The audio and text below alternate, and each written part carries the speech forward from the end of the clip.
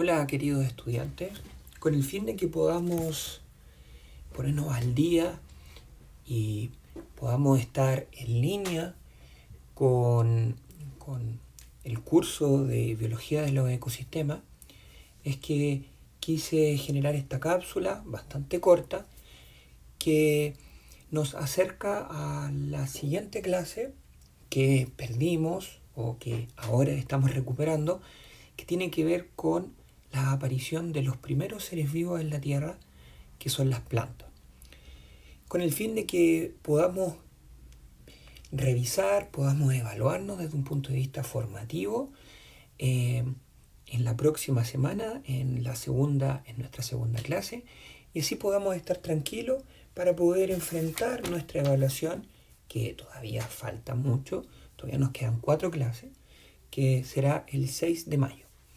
Bien, el día jueves nos quedamos conversando acerca de los primeros organismos eucariontes.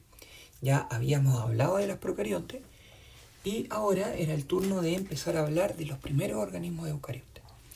Tenemos que recordar que al principio una cosa muy importante y que nos va a estar acompañando a lo largo de toda esta clase es la necesidad del agua. Y es por eso que los primeros eucariontes y los primeros procariontes generaron toda su vida en el agua. Entonces siempre vamos a encontrar que en lugares en donde habían cuerpos de agua es donde tenemos una mayor probabilidad de encontrar fósiles de estos primeros organismos eucariontes. Bien, ¿qué propuesta tenemos para poder hablar o discutir acerca de la aparición de los eucariontes? Primero, que tenemos que recordar que la gran diferencia entre los procariontes y los eucariontes es que los eucariontes tienen núcleo. Entonces, claro, si estamos hablando de que los eucariontes tienen núcleo, una de las primeras cosas que tenemos que pensar es de dónde aparece el núcleo.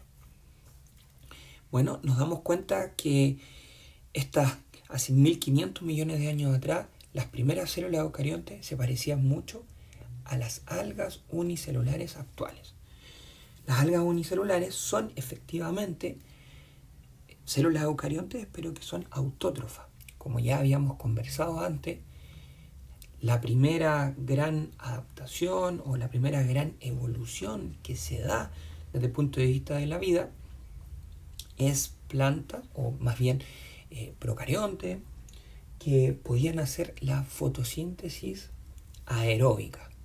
Es decir, que podían tomar esa gran cantidad de dióxido de carbono, tomarlo junto con la luz, el agua, recuerden que ahí el agua es muy importante, y que con eso podían generar su glucosa y liberaban oxígeno.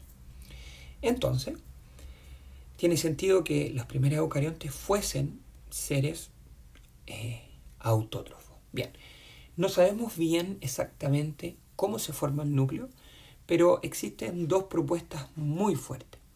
La primera tiene que ver con que el núcleo es simplemente un plegamiento de la membrana, como podemos ver acá, que ésta se empieza a plegar sobre sí mismo.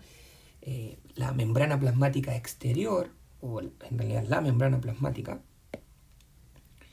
se invagina sobre sí misma con el fin de empezar a recubrir de alguna forma al material genético. Entonces, eventualmente lo que va a pasar es que esto va a quedar sellado, vamos ahí poco a poco, se va a empezar a cerrar, y así vamos a encontrarnos con una primera propuesta de núcleo. Pero, ¿de dónde aparecen las mitocondrias? ¿De dónde aparecen los cloroplastos? Que son estos organelos que tienen un material genético propio y que al final tienen la capacidad de, por un lado, los cloroplastos, de producir glucosa, o sea, de hacer esta fotosíntesis aeróbica, y por otro lado, las mitocondrias, que están súper enlazadas con el cloroplasto, tienen la capacidad de tomar la glucosa y desde ahí extraer o obtener energía en forma de un paquete molecular que se llama el ATP. Entonces, ahí, tratando de explicar un poco de eso, es donde aparece la endosimbiosis, propuesta por Lynn Margulis, que fue una excelente bióloga. Disculpen. Entonces, la propuesta acá es que básicamente en estas invaginaciones, junto con estos procesos que se vienen dando por parte de esta procarionte original, es que se empieza a formar lentamente el núcleo. Y a la vez, la endosimbiosis lo que nos habla o lo que nos propone es de que en realidad esta célula lo que hizo fue tomar, prácticamente secuestrar a otras bacterias, a otras células procariontes que tenían la capacidad, por ejemplo, de tomar la glucosa que estaba disuelta en el agua y desde ahí poder generar el ATP. Por lo tanto, estas primeras bacterias tenían la capacidad de hacer la respiración celular. Entonces, claro, lo que se propone es que la célula huésped procarionte original le extrae ciertos genes a esta bacteria aeróbica que les impide poder mantenerse con vida, poder mantenerse fuera de esta protocélula eucarionte. Por lo tanto, al final se va convirtiendo, va reduciéndose hasta ser simplemente una mitocondria, es decir, un organelo de la célula. Y por otro lado, lo mismo va a pasar con bacterias fotosintéticas, que tenían la capacidad de hacer fotosíntesis, es decir, de producir su propia glucosa, y después esa glucosa la podían transformar en energía mediante la fermentación, que ya lo habíamos visto previamente. Entonces es ahí en donde al final resulta muy tentador señalar que pasa lo mismo que con la bacteria aerobia. Es decir, que estas entran, se secuestran y se fuerzan a que vivan en un conjunto armonioso dentro de esta célula. Y de ahí es que donde saldrían las plantas o las células eucariontes fotosintéticas, vegetales, y las que no pudieron hacer esta primera o esta segunda endosimbiosis de los cloroplastos, quedan en forma de animales, hongos y algunos protistas, o sea, eucariontes heterótrofos. Interesantemente, es que, como les comentaba, hay muchas evidencias que sostienen esta hipótesis de la endosimbiosis. Primero, lo que les comentaba, que las mitocondrias y los cloroplastos tienen su propio ADN y tienen ribosomas que son muy similares a los de las bacterias actuales. O sea, si nosotros vamos a mirar al único cloroplasto o solamente vamos a mirar a la mitocondria, lo que vamos a reconocer es que tienen muchas características y tienen una visión. Yo puedo mirar, el material genético es circular como el de los procariontes, puedo reconocer que tienen muchas estructuras que no son de las eucariontes, o sea que no vemos en el material genético del núcleo, pero sí las vemos en los materiales genéticos de las bacterias. Y por otro lado, también está la clorela, que estas clorelas viven dentro, quedan totalmente secuestradas por los paramecios. Los paramecios son una célula eucarionte tipo protozoo y que dentro van a tener a estas células que son las clorelas que pueden hacer la fotosíntesis. Tal como lo podemos ver en esta imagen de acá. Que tenemos a este paramecio secuestrando dentro de su propia corporalidad celular a estas células que tienen la capacidad de hacer la fotosíntesis. Y es ahí en donde empieza a darse todo para poder generar a los primeros organismos pluricelulares. Porque claro, todo lo que venimos diciendo corresponde a organismos que son unicelulares. Entonces, estos primeros 1.000 millones de años, la mayoría de las eucariontes y hasta el día de hoy todas las procariontes son unicelulares. Pero hace entre 1.000 y 800 millones de años, imagínense, 800 millones de años, y hace 70 millones ya estamos teniendo los dinosaurios.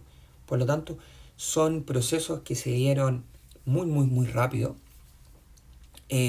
Las células simples entonces se empiezan a asociar y cada una empieza a tener una tarea distinta. Entonces hay una célula que deja de lado todo lo que tiene que ver con la reproducción, todo lo que tiene que ver con el movimiento y solamente se va a encargar de digerir los alimentos. Otros se van a encargar exclusivamente de dividirse para que se transformen en células, en vez de ser células que tienen 2 versiones de cada cromosoma, o sea que sean diploides, a transformarse en células haploides. Entonces cada especialización permite que ahora exista un organismo pluricelular en donde cada célula se encarga de un trabajo en particular. Y claro, si tenemos muchas células juntas, entonces el tamaño va a aumentar y vamos a poder empezar a generar estructuras mucho más complejas, como son los tejidos y los órganos. Miren acá, vemos en esta línea esto mismo que podemos decir. Si tenemos a una sola célula que tiene su pequeño flagelo que le permite moverse para todas partes, su capacidad de sobrevivir es mucho más reducida si la comparamos con cuando todas las células se empiezan a juntar formando una colonia, como lo que podemos ver en el caso de los procariontes, que ellos generan colonias, pero bajo ningún aspecto son pluricelulares, porque todas al final terminan encargándose cada una de todos los trabajos. No se van especializando, sino que más bien en la colonia es simplemente para que en conjunto puedan llegar a tener mejores cosas. Acá en este caso, como podemos ver en el punto 3, ya cada célula se empieza a organizar y empiezan a trabajar como un uno. Ya en el 4 podemos empezar a reconocer ciertas células que tienen un trabajo diferente. Y entonces estas células, con un trabajo distinto, son capaces de hacer dentro de su misma estructura imaginaciones que inmediatamente permitía tener estas primeras estructuras que forman un conducto digestivo. Entonces ahora, en este lugar, podemos tener una mayor probabilidad de mantener ciertos alimentos para que efectivamente el conjunto pueda alimentarse mucho mejor. Y ahí entonces empiezan a aparecer los pluricelulares. Ejemplos de organismos pluricelulares que podemos ver hasta el día de hoy son, en el caso de los animales, las esponjas de mar. Que si vemos, somos capaces de reconocer en esta imagen cada una de las células que están por separada.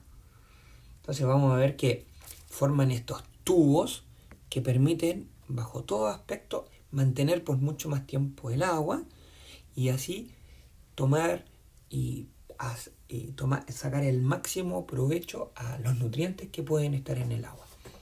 Y a la vez nos podemos dar cuenta que cada célula está en un lugar específico porque como tenemos los coanocitos que tienen un trabajo especial, otros que forman salidas de agua y desecho, otros que forman el ósculo, entonces tienen ahí algunos filtradores ya iniciales, otros generan la estructura externa, etc.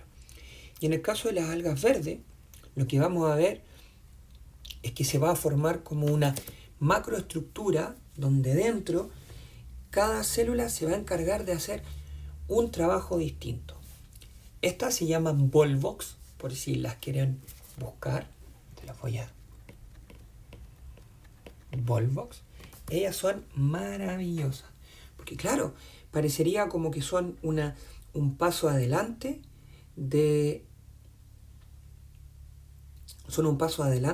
lo que sería una colonia. Entonces están ahí, entre colonia y organismo pluricelular.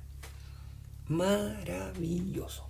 Hablando de células vegetales, hablando de algas verdes, justamente lo que yo quiero que conversemos hoy día es cómo pasamos de esto a tener una planta tan compleja como son las plantas con flor. Vamos para allá, en esta segunda parte y principal de nuestra clase de profundización del día de hoy. Entonces, ¿cuál es el objetivo? Es que logremos analizar y reconocer el origen y los cambios que han tenido evolutivamente las plantas. Entonces, las tres preguntas principales que nosotros queremos responder en esta clase es: ¿qué es una planta? ¿Cuáles son los principales grupos de plantas actuales? ¿Y en qué momento se originaron? La verdad es que saber específicamente el momento en donde se originaron no es tan importante para nosotros como sí puede ser el que ustedes puedan diferenciar una planta de un animal. Para poder diferenciarlos también nos va a faltar llegar a reconocer también la evolución de los animales. Pero por lo menos ya vamos a saber algunas nociones y principalmente, bajo todo aspecto, vamos a poder reconocer cuáles son los principales grupos de las plantas actuales. Bien, nosotros tenemos que pensar en las algas clorofitas, o sea, estas algas que ya habíamos visto hace unos minutos. Miren, me voy a devolver. Estas plantas que están viviendo adentro del paramecio.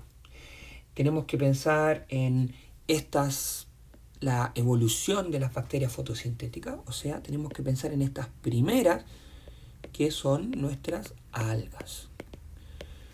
Entonces, acá lo que nos interesa, porque al hablar de plantas, en realidad estamos inmediatamente, la palabra planta la vamos a definir como, o por lo menos la palabra planta la vamos a utilizar aquí específicamente para hablar de todos los organismos pluricelulares vegetales que viven en la Tierra. Entonces de ahí que cuando hablamos del origen de las plantas, estamos inmediatamente pensando en nuestras plantas terrestres. Entonces, ¿dónde aparecen por primera vez estas plantas terrestres? Bueno, 450 a 470 millones de años atrás, por primera vez podemos reconocer, y se han visto evidencias, de plantas que viven en la Tierra. Por supuesto que cuando hablamos de plantas que viven en la Tierra no tenemos que pensar en un cactus, sino que más bien tenemos que pensar en plantas, en células pluricelulares vegetales que están totalmente restringidos a ambientes húmedos. ¿Por qué? Porque como podemos ver acá, y como ya lo sabemos desde tiempos anteriores, para poder hacer fotosíntesis la planta necesita de agua. Y a la vez también, lo vamos a mirar en unos segundos más, estas plantas requieren de un ambiente acuoso para poder diseminarse, para poder reproducirse, necesitan de un ambiente acuoso. Y vamos a ver que los gametos son totalmente flagelados, es decir, que necesitan de este ambiente acuoso para poder moverse. Por lo tanto, mientras más acuático, mientras más húmedo es el ambiente terrestre, más parecido a un alga va a ser la planta terrestre. Entonces, ¿qué sentido tiene ir a la Tierra si efectivamente la planta estaba, en este caso las algas, estaban de lo más bien en el agua? Primero, porque ya no hay que competir por la luz solar, porque ya el agua y la profundidad del agua ya no va a hacer una diferencia a la hora de obtener la luz solar. Por lo tanto, aumentamos nuestra tasa lumínica y el único tema que tenemos que sortear ahora es tener el agua para poder sostener la tasa fotosintética. Por supuesto que también al inicio no había ningún tipo de depredador de las plantas, porque todos los comedores de algas se mantenían en el agua. Entonces al principio, no tenían depredadores porque nadie se iba a comer estas plantas terrestres. Y muchos más nutrientes, porque efectivamente no había ningún tipo de célula vegetal que tenía la capacidad de obtener los nutrientes que a lo mejor otros seres vivos que pudieron haber aparecido, bacterias, etcétera, dejaron ahí. Entonces ellos las pueden tomar. Entonces, ¿qué nos diferencia de otros seres vivos que tienen la capacidad y hacen fotosíntesis? Es decir, son autótrofos. Entonces, a ellos lo único que les interesaba es llegar a un lugar que tuviese alta cantidad de agua, alta cantidad de nutrientes y, por supuesto, un acceso directo a la luz solar. Y con eso no necesitaban absolutamente nada más. Bueno, podemos ver que ellas encuentran un montón de formas de poder adaptarse y quedarse en un lugar con el fin de poder sacar el máximo provecho de la luz solar. ¿Cuáles fueron las primeras plantas que aparecen? Porque ahí estábamos hablando solamente de las características, pero estas primeras plantas que aparecen, que son pluricelulares, se llaman las briófitas. Las briófitas. Estas nosotros las vamos a ver a lo largo de los ríos que están en ambientes muy húmedos. Los vamos a encontrar, por supuesto, en los bosques lluviosos. Es decir, los vamos a encontrar en lugares en donde prácticamente está totalmente húmedo. Es por eso que al mirar a las briófitas siempre las vemos con este brillo de la humedad o este brillo del agua. A mí personalmente las que me gustan más son los musgos, porque tienen esa belleza de que a partir de, y esto pasa mucho, a partir de árboles caídos, empiezan a aparecer estas estructuras que si uno no tiene un ojo tan entrenado, pareciera que son hongos. Y como muy bien sabemos, los hongos no tienen absolutamente, desde un punto de vista evolutivo actual, no tienen mucha conexión, porque ellas son heterótrofas, mientras que las plantas son autótrofas, pero son extremadamente interesantes. No tienen raíces, por lo tanto ellas tienen que encontrar una forma más bien exterior para poder agarrarse de un lugar. Entonces, disculpen, tienen otras técnicas relacionadas a lo que podrían hacer algunos animales, como algunos moluscos que se agarran de las rocas, algunos anfibios y reptiles que se logran agarrar de distintas estructuras. Entonces utilizan otros sistemas que les permiten poder agarrarse del sustrato en donde están. Podemos ver que tampoco van a tener un sistema interno de transporte. Por lo tanto, no podemos encontrarnos con plantas muy gruesas, con plantas muy alejadas del ambiente húmedo, porque si no, efectivamente no va a poder llegar a esas últimas células el agua que tanto necesita. Es por eso que el tamaño siempre lo vamos a ver reducido. Acá, por supuesto, que vamos a tener plantas que van a tener una reproducción sexual. Pueden tenerlo asexual, como lo vamos a ver en unos minutos, pero ellos también tienen reproducción sexual. ¿Y de dónde podemos reconocer esta conexión evolutiva tan cercana con el agua, con las algas? Porque sus gametos son flagelados. Bajo ningún aspecto forman semillas, sino que más bien se unen los gametos, como los vamos a ver ahora, y desde ahí ¡pum!, va a crecer la planta. Sin mucha estructura, sin mucha dificultad. Pero a la vez también eso impide que las briófitas logren llegar a muchos lugares. ¿Por qué? Porque los gametos están supeditados al agua y por lo tanto siempre van a estar en el vecindario, en las inmediaciones de la planta que generó esos gametos. Por eso siempre desde un punto vamos a ver esta extensión, y en el caso de las hepáticas, que son estas que están aquí, vamos a ver que ellas siempre están a las orillas del río. Por lo tanto, los gametos en este caso se van a mover por el río y eso les permite llegar a otro lugar. Aquí tenemos el musgo y los antoceros son estos que están acá, que parecen como las hepáticas con unos dedos o unos palitos largos que se extienden hacia arriba. En este caso logran obtener un tamaño mucho mayor porque están en un lugar que tiene una humedad prácticamente al 100% del ambiente. Es decir, están en un lugar en donde hay mucha lluvia o el vapor de agua es bastante fuerte. Acá tenemos una conexión entre lo que vemos en A y B, que corresponde a la forma en la que se reproducen las algas en el mar, y en C y D podemos reconocer la estructura, en este caso, de las briófitas.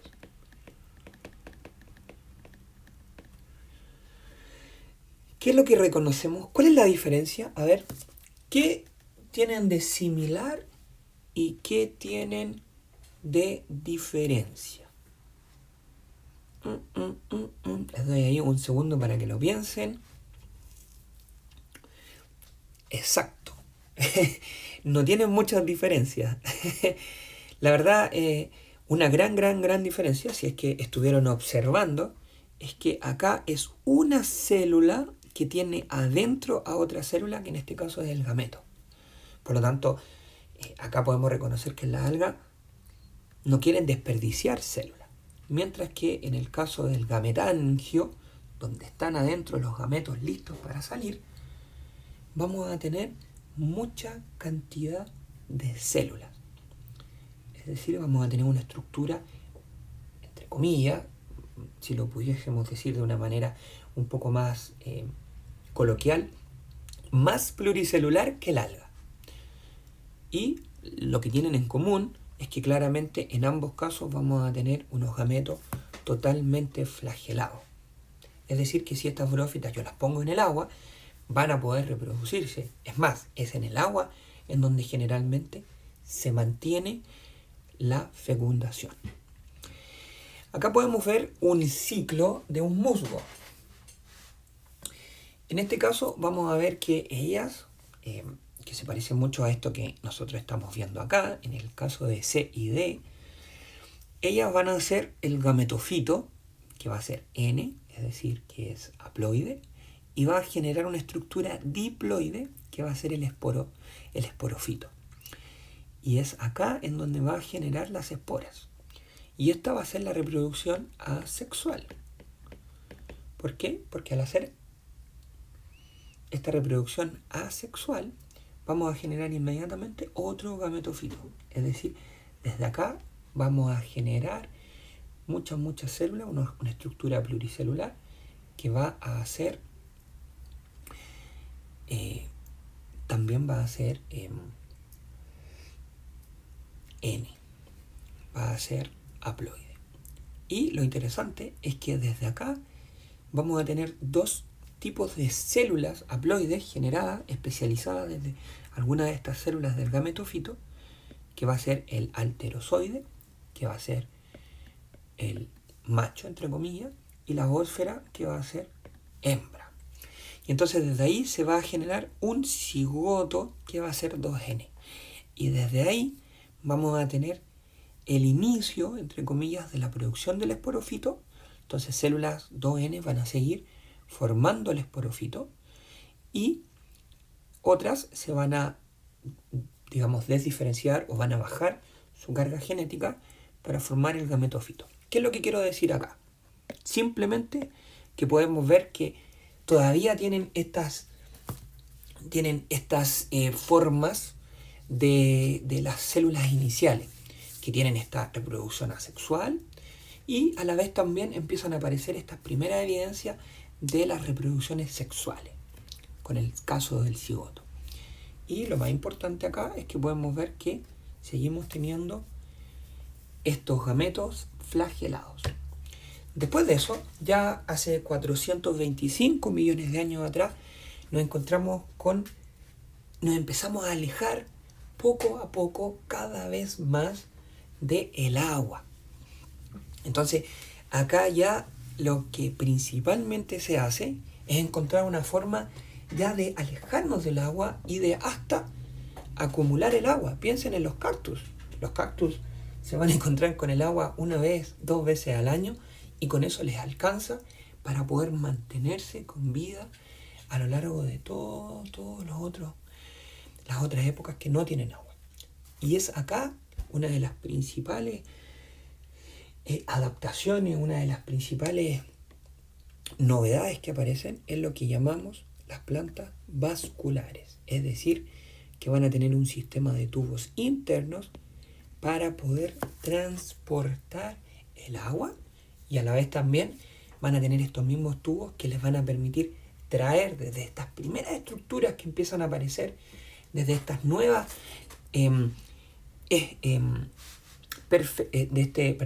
este como profesionalismo de algunas células que se van a encargar exclusivamente de hacer fotosíntesis, porque aquí también vamos a encontrarnos con hojas. Con la primera es parte de lo que se van a llamar las hojas. Y por lo tanto, tiene mucho sentido acercar al sol las células que se van a encargar de hacer fotosíntesis, y por lo tanto necesitamos ahora tubos que lleven el agua para allá, y desde estas células que hacen la fotosíntesis, traer la glucosa a todas las otras células que se van a encargar de hacer otras tareas. Una cosa muy importante es que ya vamos a tener estructuras que van a ser semejantes a las raíces. O sea, ya vamos a tener la capacidad de engancharnos, de sostenernos sobre un lugar que no necesariamente va a ser una roca. Ahora ya nos podemos quedar en una tierra sólida que quizás no está tan húmeda como lo podría haber sido los lugares donde estaban las briófitas. Van a empezar a protegerse también, van a empezar a proteger las células generando esta cera que se llama la cutícula, y por lo tanto ahí ya pueden empezar a aparecer las hojas, y ya las paredes celulares se empiezan a engrosar con el fin de empezar a producir lo que serían los tallos y los troncos que van a estar más adelante. Entonces, claro, ya en el periodo carbonífero, que lo estuvimos conversando en nuestra clase anterior, en el carbonífero es cuando realmente las plantas las empiezan a llevar. Aquí en el carbonífero, 360 millones de años atrás, es cuando las plantas vasculares son los dominadores absolutos del planeta. Entonces por eso decimos que en el carbonífero se cubrieron grandes, gigantes, tremendas, un porcentaje gigante de la franja de la Tierra que estaba cubierta por las plantas vasculares. Bien, este es el caso de una planta sin semilla. Por lo tanto, acá lo que estamos viendo son los helechos. No quiero profundizar mucho en esto, pero lo que sí nos podemos dar cuenta es que ahora vamos a tener, primero, raíces. Y al tener raíces, a la vez también vamos a tener que algunas células se van a especializar de ir a buscar agua más lejos de lo que están todas las estructuras fotosintéticas. Por otro lado también vamos a tener como la formación de una planta intermedia, de una corporalidad intermedia, que se parece, voy a devolverme, que se parece mucho a esto que habíamos dicho, que era el esporofito que estaba conectado con el gametofito, o sea, con digamos como la estructura más clásica de la planta, del musgo en este caso. Y entonces acá es donde se va a formar el gametofito, pero ahora este va a estar lejos. Y entonces al estar lejos, con el viento, con el agua, esta estructura va a poder moverse hacia otro lugar. Entonces ya no dependo del agua, sino que ahora también depende, por ahí, también del viento. Entonces, ¿qué va a pasar? Lo vamos a mirar ahora, pero en general este gametofito va a tener una zona, miren, también tienen algunos flagelos, una zona con espermio y otra zona con ovocito. Y dentro de acá vamos a tener ya como unos pequeños sacos que van a permitir la fecundación y la producción del cigoto. Y entonces desde el esporofito va a empezar a crecer, desde acá, desde el cigoto, va a empezar a crecer la parte foliar, las hojas que estamos mirando acá. Entonces por eso siempre cuando nosotros miramos en un bosque, vemos que los helechos tienen como ese enrolladito, porque empiezan a crecer desde ahí y poco a poco se empiezan a extender.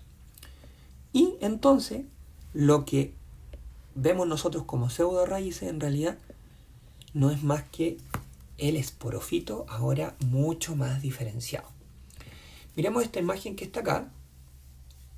Y acá podemos ver que esto que yo les comentaba de los flagelos, que están acá, también los conocemos después, un poquito más adelante, como rizoides. Bueno, acá el nombre específico que se le da es protalo, pero no pensemos en eso como tal, sino que simplemente manténganse con la idea que este es el gametofito. Entonces, ¿qué va a pasar? Que acá vamos a tener la zona femenina, acá vamos a tener la zona masculina, y entonces estos ahora ya no dependen del agua, sino que ahora ellos simplemente se tienen que mover por esta estructura para poder llegar hasta la zona femenina, y desde ahí entonces nos van a crecer nuestro hermoso helecho. Y estas partes de acá van a formar las raíces, y todo esto en conjunto ahora va a ser un nuevo helecho. Impresionante. Entonces ya estamos empezando a olvidarnos del agua y ya no dependemos tanto del agua para la reproducción. Ahora se forma una estructura, se forma una zona en donde se permite la fecundación en cualquier ambiente posible. Entonces, pregunta, ¿cuál es el mayor reto que tienen las primeras plantas terrestres? Les voy a dar unos segundos para que lo piensen. Entonces, piénsenlo, pónganle pausa a el video y después volvemos. Ya, pónganle pausa. En 3, 2, 1. Ahora.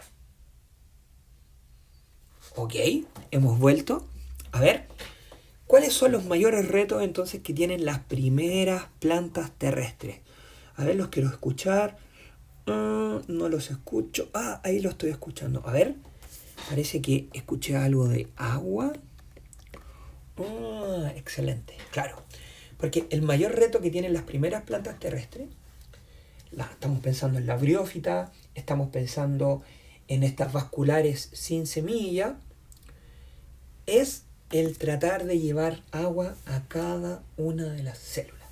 Perfecto. ¿Por qué? Porque el agua es extremadamente necesario para que puedan hacer fotosíntesis y para poder vivir bajo todos los aspectos. Y también el otro reto que tenían era que la fecundación se llevaba también en el agua. Entonces, el segundo reto, que ya empezó a ser mejorado y ya podemos ver que no era tan necesario en la planta vascular sin semilla, el helecho, es que antes la fecundación se hacía en el agua. Y ahora ya no es necesario porque tenemos una estructura que se aleja de los padres, digamos, del helecho madre, se aleja y es capaz de poder fecundarse y crecer en otro lugar separado. Pero todavía igual dependen de vivir en un ambiente bastante húmedo. Por eso los helechos crecen todavía en ambientes húmedos, pero no tan húmedos y no tan cerca de los ríos como si las briófitas. Continuemos. Después ya empiezan a aparecer por primera vez las plantas con semilla, o sea, las plantas, las vasculares con semillas. Entonces ahí vamos evolucionando en la reproducción de estos vegetales. Entonces en el Pérmico, 250 millones de años, aparece una nueva estrategia de reproducción que ahora sí ya bajo ningún aspecto depende del medio acuático. Y esas son las gimnospermas. Ese es el nombre técnico que tienen las gimnospermas. Pero todos nosotros las conocemos en realidad. O sea, hay un grupo de gimnospermas que básicamente son los guaripolas y son un porcentaje fuerte. No sé, 90% de todas las gimnospermas son las coníferas. ¿Por qué se llaman coníferas?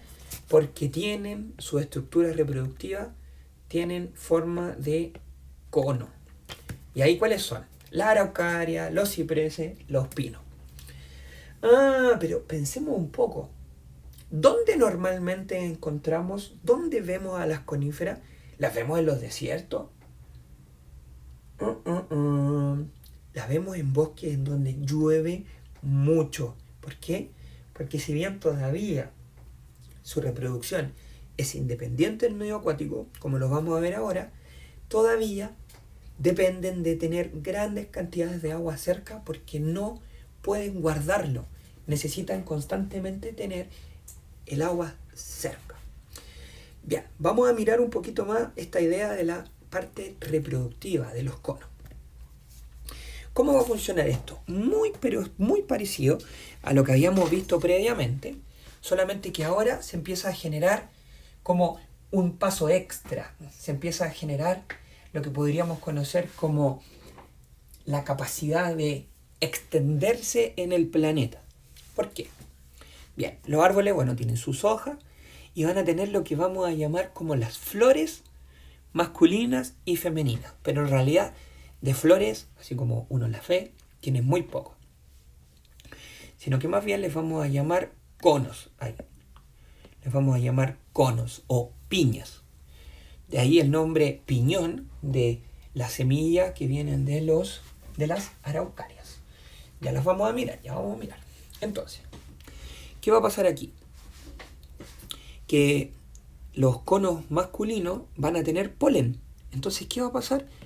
Que ahora vamos a tener una estructura del tipo gameto que ya no se va a mover por el agua, ni tampoco va a moverse en un terreno como pasaba con el gametofito de los helechos, sino que ahora va a estar en el aire. De ahí que se le llama polen. Entonces vamos a tener que el polen va a poder viajar por el aire. Miren, sin ir más lejos, hay muchos filtros en la costa del Atlántico de Sudamérica que han encontrado polen de araucaria chilena. Por lo tanto, el polen sí que viaja.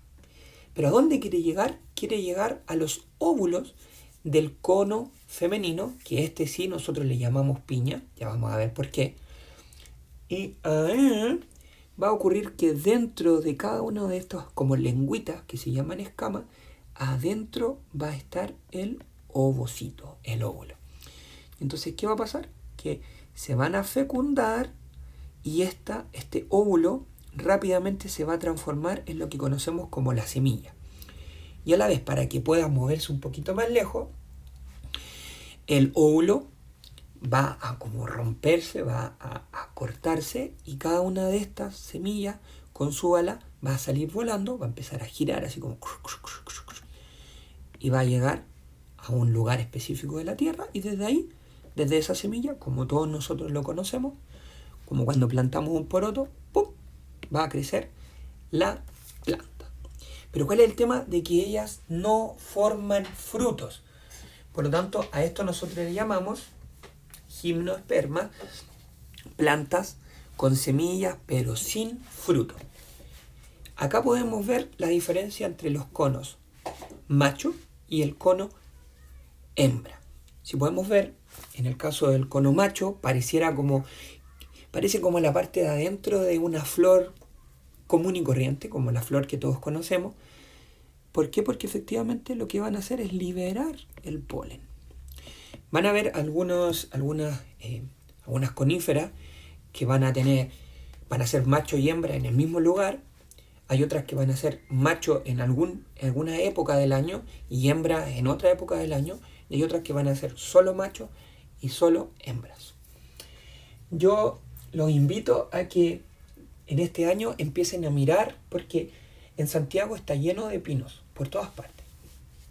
Entonces, busquen y miren y observen lo que empieza a ocurrir, y se van a dar cuenta de que la piña, la hembra, la han visto muchas veces y todos las conocen, pero la estructura masculina no la han visto, o si la han visto ha sido muy poco. Así que abran los ojos y empiecen a observar, porque es bastante interesante.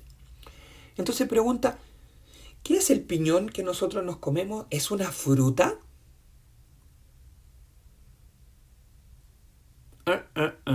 No es una fruta, es una semilla. O sea, es básicamente como comernos la semilla del zapallo. Es como comernos un maní. Por lo tanto, no estamos comiendo fruta, sino que simplemente nos estamos comiendo una semilla. Pero entonces estos no tienen fruta, No, no tienen fruta. Y entonces, ¿de qué sirve la fruta? ¿Para qué existe esta otra planta que vamos a mirar ahora, que son las plantas con fruta? Porque la fruta atrae y porque la fruta les permite también poder entregarle más nutrientes a la semilla que está en el centro. Miren, porque esta es la semilla de una gimnosperma.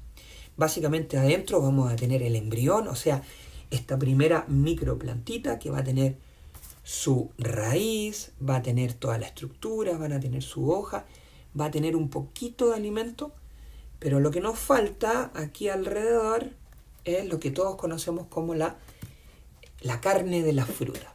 Entonces vamos a mirar a las plantas con semilla y con fruta, que son las angiospermas. Y a estas nosotros las conocemos clásicamente como plantas con flor. Estas aparecieron hace 130 millones de años y lo que va a ser interesante con estas, cuando las comparamos con las coníferas, es que básicamente tienen un sistema relativamente similar, pero acá vamos a necesitar menos cantidad de polen. ¿Por qué? Porque ahora las estructuras reproductivas, que ya las vamos a mirar en una foto, son mucho más avanzadas y permiten que con un poquito de polen ya sea suficiente para poder formar a la planta completa. Y como ya les decía, lo que los distingue es que se forma el fruto. ¿Y para qué sirve el fruto? Para facilitar la dispersión de la semilla, porque la van a llevar, porque a lo mejor algún animal se lo va a comer. Tenemos que pensar que hace 130 millones de años ya teníamos animales grandes, animales que podían comerse a esta fruta, y eso les permitía que cuando fueran a defecar en otro lugar, la fruta se quedaba con el animal y la semilla volvía otra vez a la tierra. Acá tenemos la clásica representación de una flor que se llama bisexual. ¿Por qué? Porque estas estructuras que están acá son las productoras de polen y esta que está aquí es la entrada al ovario, donde están los ovocitos. A ver, pregunta de como tercero básico. ¿Y se acuerdan de tercero básico? Tercero, cuarto básico. ¿Cómo se llama esta estructura que produce polen? ¿Y cómo se llama esta? Yo me acuerdo como algo de mimbre, está pístilo, hay como que algo me suena. ¿Ustedes se acuerdan o no? ¿Cómo se llama? A ver, los escucho. A ver. Sigan pensando. Pero lo que podemos decir sí, mientras siguen pensando, es que una vez que entra el polen, como que la flor se embaraza. Y entonces adentro empiezan a crecer las semillas y a la vez alrededor de la semilla se empieza a producir la fruta, se empieza a producir la carne. Y de ahí que lo que nosotros estamos viendo, por ejemplo en el caso de esta palta, es que acá está la semilla y todo lo que está aquí es el fruto que corresponde al ovario. Entonces lo que yo estoy mirando acá es el ovario completo. Por lo tanto, este puntito que está aquí, a ver si lo ven, ese puntito que está ahí, no es más que toda la estructura del ovario, y ese punto corresponde a la zona en donde estaban, miren, a ver si lo podemos ver acá, corresponde a donde estaban las estructuras inferiores de la flor. Entonces ahí estaba la flor y aquí estaba todo el ovario de la flor. Impresionante. ¿No se acuerdan entonces cómo es? ¿No se acuerdan cómo es? Porque ya lo había puesto antes. Las estructuras productoras de polen se llaman estambres y la estructura en donde va a estar el ovario se va a llamar pistilo. Entonces, acá tenemos el estambre muchos estambres, productoras de polen, y aquí está el pistilo. Entonces, más sorprendente todavía, porque ahora ya ni siquiera necesito liberar el polen. Ahora lo único que tiene que pasar es que este se mueva hacia la estructura donde está el pistilo. Bien, entonces, como cierre final, ¿qué es lo que vamos a ver? Pequeñas evoluciones que permitieron cada vez alejarse más y más y más del agua. Las angiospermas son las que tienen los cactus, que son los que están más alejados. Ya, entonces, tenemos nuestra alga verde ancestral y la primera evolución fue la cutícula, los gametangios multicelulares, que son estas estructuras gaméticas que les permiten como generar otras células, vamos a decir como una presemilla, si se quiere decir así, y el embrión, o sea, esta comilla semilla, más adelante va a ser la semilla, aquí, pero vamos a llamarle entre comillas una semilla, pero no le cuenten a nadie que les dije eso, va a ser multicelular. Entonces vamos a tener a las briófitas, que no son vasculares, y ¿qué va a pasar? Que después va a aparecer el tejido vascular y el esporofito, o sea, la estructura que va a generar la espora, ya no va a ser chiquitito, sino que ahora va a ser grande, o sea, va a ser una estructura que ya podemos conocer. Y ahí es donde aparecen las plantas vasculares sin semilla, como lo he hecho. Y cuando ya aparece la semilla, que es una cosa seca, que la podemos guardar por mucho tiempo y después ir y plantarla en otro instante, es cuando ya aparecen las plantas vasculares con semilla, como son las sin fruto, las gimnospermas, y las con fruto, que son las angioespermas. Entonces, esta pregunta son dos preguntas que si usted llegó hasta aquí, yo le digo que si usted me contesta, va a tener décimas para la prueba. Son dos preguntas. Décimas para la prueba. ¿En qué se parecen los conos con las flores? ¿Qué tienen de distinto? ¿Qué pregunta? ¿En qué se parecen los conos con las flores y qué tienen de distinto? Y por otro lado, ya la he contestado, pero ¿cuál es la gran novedad evolutiva que le dio tanto éxito a las plantas? Por ejemplo, a las plantas con flor. ¿Cuáles son las grandes novedades que le permitió que ahora las plantas puedan estar básicamente en cualquier lugar de la Tierra? Entonces, estas dos preguntas, si ustedes me las contestan antes de nuestra clase del miércoles, décimas. De todos modos, las vamos a discutir en clase, así que no se preocupe que igual todos vamos a ver estas dos preguntas. Ya, queridos, eso es todo por hoy y nos vemos el próximo miércoles. Adiós.